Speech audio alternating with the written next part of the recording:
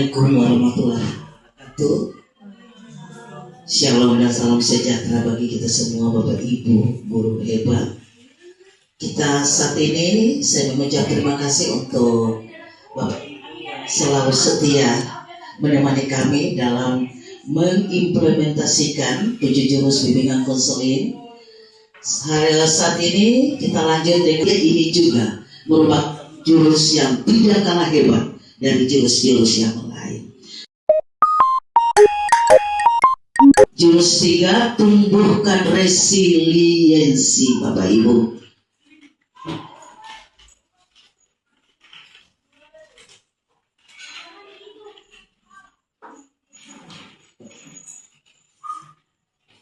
Iya, ada aktivitas refleksi konsep ya, aplikasinya. Untuk itu sebelum kita masuk, saya minta satu Bapak Ibu yang akan membacakan tulisan yang ada di layar ini. Selamat datang di Bukti Kayu.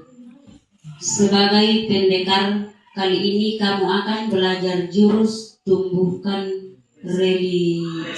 resiliensi. Siapkan diri dan konsentrasi. Siluman Fajman akan menghalangi. Lawan dan kalahkan siluman itu sebagai tanda kamu sudah bisa menguasai. Iya, sekali lagi saya baca, selamat datang di Bukit Kayu. Sebagai pendekar, kali ini kamu akan belajar jurus tumbuhkan resiliensi. Siapkan diri dan konsentrasi. Siluman Fajman akan menghalangi. Lawan dan kalahkan siluman itu sebagai tanda kamu sudah bisa menguasainya. Bapak Ibu, kita lanjut. Ada satu permainan ya. Bapak Ibu lihat di layar ini, kita akan membangun satu buah menara.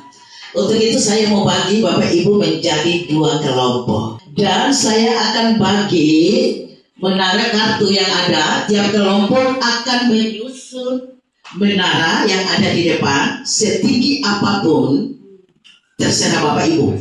Mau 1 lantai, 2 lantai, 3 lantai, 4 lantai.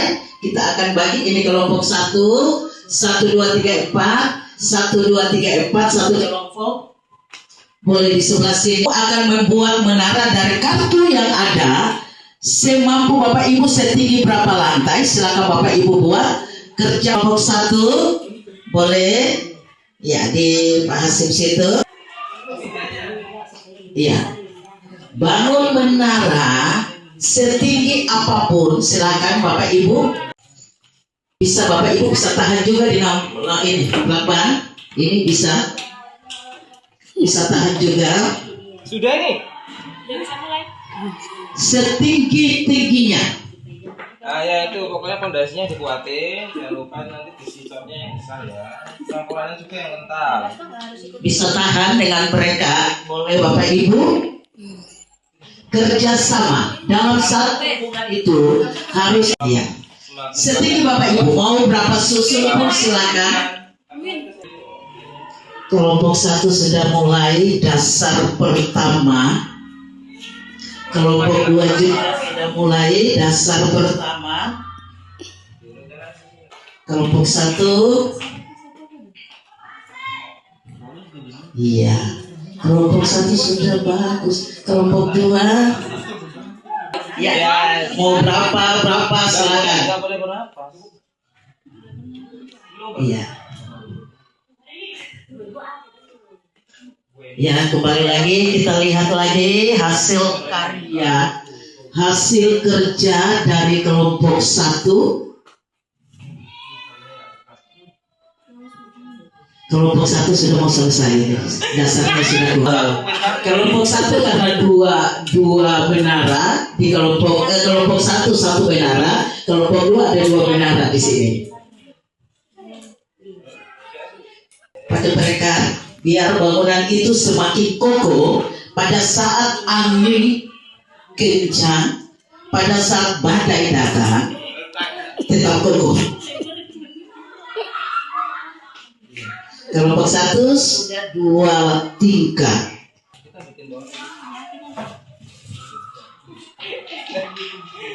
Menaranya kan dulu. Kelompok 1. Semakin banyak kayak kita. Oke, boleh. Ya, kerjasama.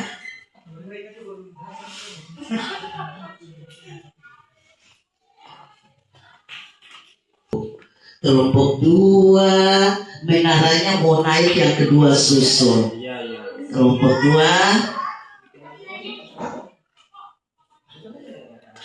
Ya, kerjasama itu sangat penting ya. Oke, waktu kita selesai Bapak Ibu. Oke, langkah kedua, perhatikan Bapak Ibu. Langkah kedua, ambil kertas baru kipas sekuatnya. Kipas, jangan pegang kipas. Mau jatuh silakan. Kipas sekuatnya. Kipas, jangan pegang. Ya, kasih jatuh saya ke bawah. Jangan pegang kipas terus ya. Kasih jatuh ya. Kipas sekuatnya. Ya, oke, baik. Masing-masing tetap berdiri di kelompok. Saya mau tanya. Ya, rubuh ya. Kelompok 2 juga rubuh. Walaupun ganti saya sudah lihat. Kelompok 1 punya rubuh. Bagaimana perasaan Bapak Ibu setelah lihat? Nangis. Sedih. Rumahnya roboh, nangis. Sedih. Iya Bu, nangis, sedih. Karena kita membangunnya sudah susah payah, tapi harus jadi. Iya. Kelompok 1 pada saat roboh perasaannya itu sedih. Kelompok 2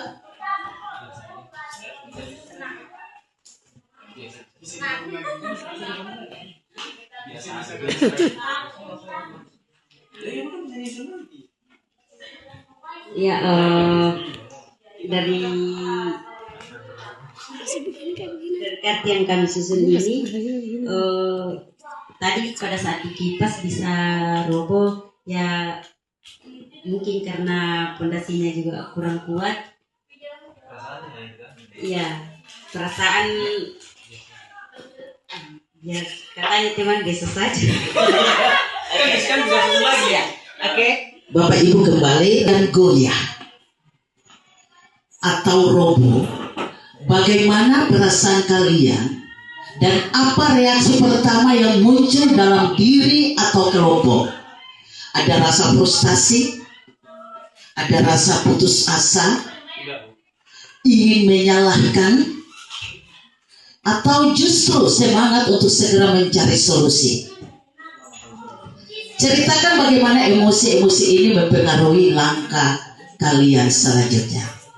Bapak Ibu, pada saat Bapak Ibu memasang bangunan itu dengan susah payah kerja keras dalam tim, kadang-kadang kita saling menyalahkan kalau roboh.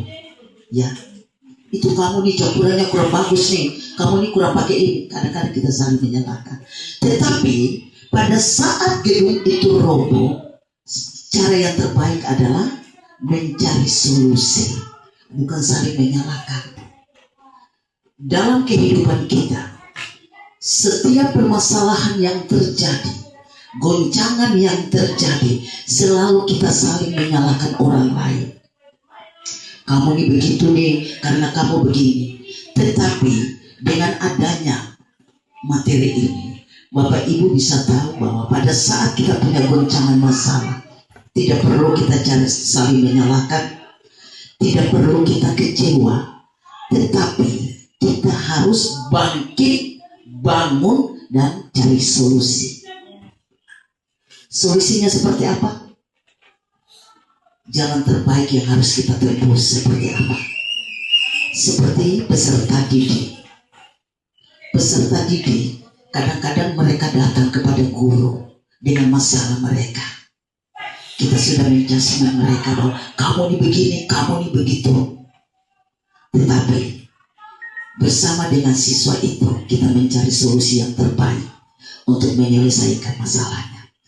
Kemudian apa pelajaran paling berharga tentang daya lenteng atau resiliensi yang kalian dapat saat berusaha bangkit dan membangun kembali dari puing-puing? Kemudian yang ketiga, di luar permainan ini coba pikirkan pengalaman kehidupan nyata. Bapak Ibu, kehidupan nyata baik di sekolah maupun di rumah, di mana kalian pernah merasa menara kalian roboh, bagaimana respon situasi? Saya kembali ke kelompok A dengan poin nomor 3. Kalau misalnya hal ini diperhadapkan di lingkungan sekolah, apa yang Bapak Ibu harus lakukan? Mendapatkan goncangan ya, goncangan dari luar maupun dari dalam. Yang jelas kita harus optimis. Biasanya dimanapun kita tidak sendiri, ya, kita ada teman, kita ada keluarga, kita ada saudara. Nah, disitulah salah satu cara sederhana kita untuk mencari solusi. Karena terkadang setiap masalah yang kita alami, entah itu masalah pribadi maupun masalah pekerjaan, tidak semuanya bisa tersolusikan sendiri di situ. Jadi salah satu solusinya ya ada teman, ada keluarga, ceritakan, kemudian berbagi solusi untuk permasalahan yang kita alami. Menurut saya seperti itu. Oke, kita tepuk tangan dulu untuk Pak Hasim. Ya.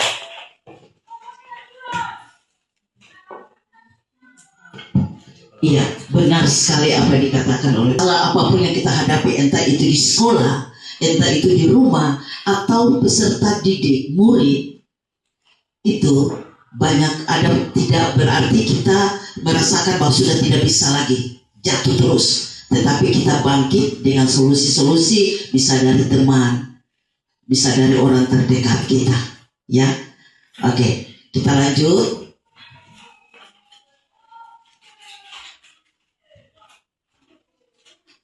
Apa itu daya lenting atau resiliensi? Mari kita mau dengar video ini dulu. Kita lihat video, baru Bapak Ibu bisa tanggapi apa yang Bapak Ibu rasakan pada saat Bapak Ibu tonton video di depan.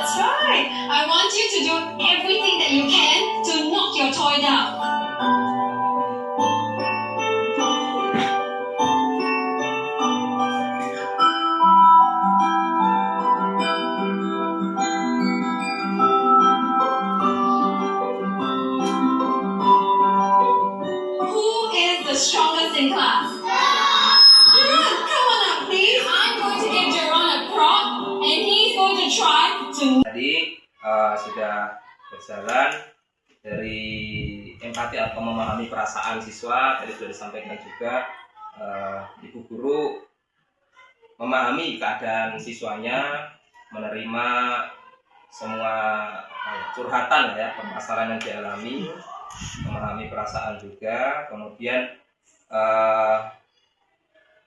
ada pengakuan usaha. Jadi guru yang mengikuti kegiatan belajar anak mengakui bahwa kamu itu sebenarnya pintar, kamu sebenarnya bisa, kamu punya semangat untuk berkuliah, dari segi prestasi juga kamu sebenarnya mampu. Kemudian ada bentuk-bentuk dukungannya, tadi juga sudah disampaikan bahwa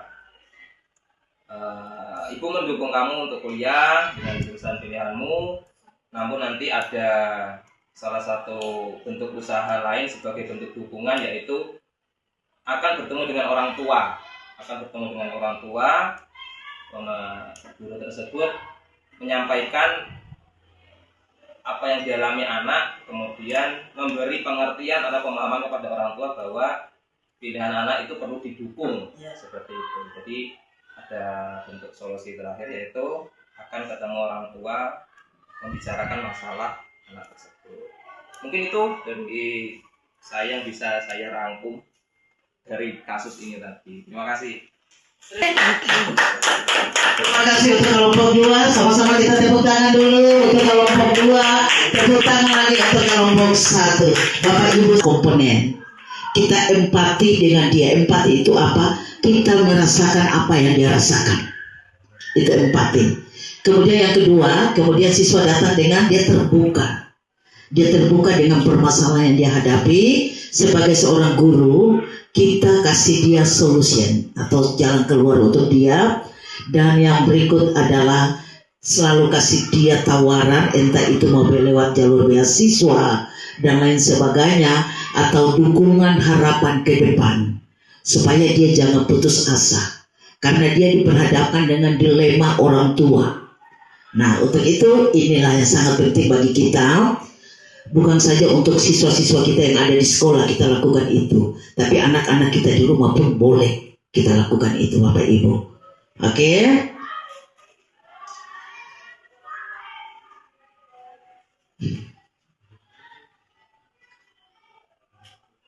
Nah, perhatikan apresiasi, koreksi, dan apresiasi.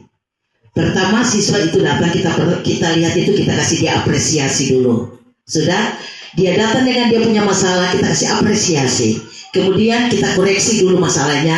Kemudian setelah koreksi baru kita kasih juga apresiasi. Perhatikan ini namanya kue apa ya? Hamburger ya? Iya, di atas itu adalah roti. Sudah diawali, di tengah itu kan biasa ada telur, ada daging ya. Nah, kemudian di bawah lagi itu ada roti lagi. Jadi kalau kita tutup ya kita makan kan enak. Nah, Bapak Ibu lihat di awal itu siswa datang itu apresiasi kita kasih ke dia seperti hamburger ini. Kemudian di tengahnya itu kita koreksi dia, ya. Jangan kita langsung koreksi, apresiasi dulu, kemudian kita koreksi, dan yang ketiga setelah kita koreksi dia, kita akhiri juga dengan apresiasi. Nah, kita lihat, Bapak apresiasi kamu sudah mengerahkan upaya terbaikmu. Kemudian bagaimana agar kamu bisa mengurangi waktu nonton dan mengalokasikan lebih banyak waktu untuk latihan? Ini koreksi. Kemudian yang terakhir apresiasi. Contohnya, Bapak percaya kamu pasti bisa. Nah, seperti itu Bapak Ibu. Kemudian lembut dan tegas. Ada di sini tegas, tidak lembut, model ya. Ini ke posisi kepada orang tua subjek, anak objek. Orang tua menang, anak kalah. Kalau tidak tegas, tidak lembut, orang tua dan anak objek. Jadi objek, orang tua dan anak sama-sama kalah. Kemudian tidak tegas tapi lembut, itu orang tua objek, anak jadi subjek, orang tua kalah dan anak menang. Nah, lanjut. Praktik menguatkan murid yang mengalami kegagalan. Ini sangat penting Bapak Ibu. Situasi, kemudian kalimat dukungan. Tadi seperti itu sudah ada 4 komponen yang diperhatikan tadi. Kemudian dalam kelompok kita sudah lakukan itu, tulis dukungan, sudah ada situasi, sudah kita sama-sama lakukan. Nah, kemudian seperti ini Bapak Ibu suatu saat berhadapan di rumah atau di sekolah dengan siswa asuh Bapak Ibu sebagai guru wali atau wali kelas yang terjadi di dalam kelas atau itu, Bapak Ibu bisa pakai ini. Pertama-tama siswa itu kita kasih dia apresiasi, kemudian kita mulai koreksi kesalahan dia. Kita koreksi habis, kemudian setelah itu baru kita akhiri lagi dengan apresiasi Bapak Ibu. Oke, lanjut yang terakhir.